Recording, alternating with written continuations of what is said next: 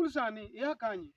Mwalimu dong ing'eni piny ne tek mwalimu adier makata mana yo mana biro godo sikul. Ne tiega siwake nyowuoyo mane ok anyal mondo sikul kamano yawa. To kijana ere gima uso gi ng'anyo magi ang'o miting'o gi?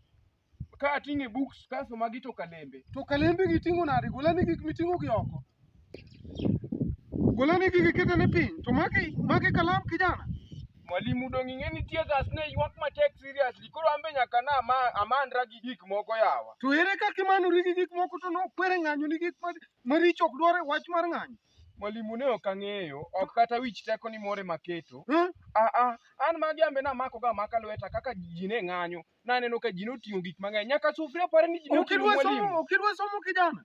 Mwalimu somo tadwaro ok yo marach. Mwalimu ang' ing'wona mondo adhi e klas. Aseyie makosa na mwalimu. Ok achak ating' kidie ng'anyo.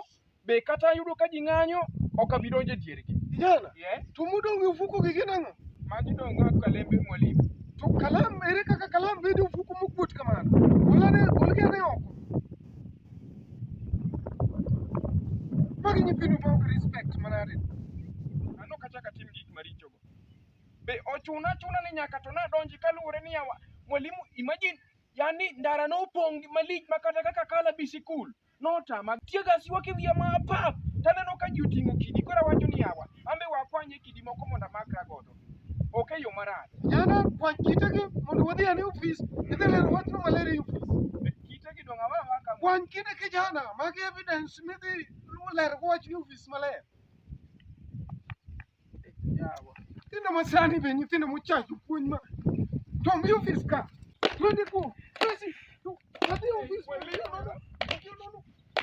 Hey, lie down. Wait. Lie down kijana. Lie down. Very fast. Mwalimu tiega ne ywak e ndara ka. Yes. Nyakibed ni moro jopuonj. Mano tetier.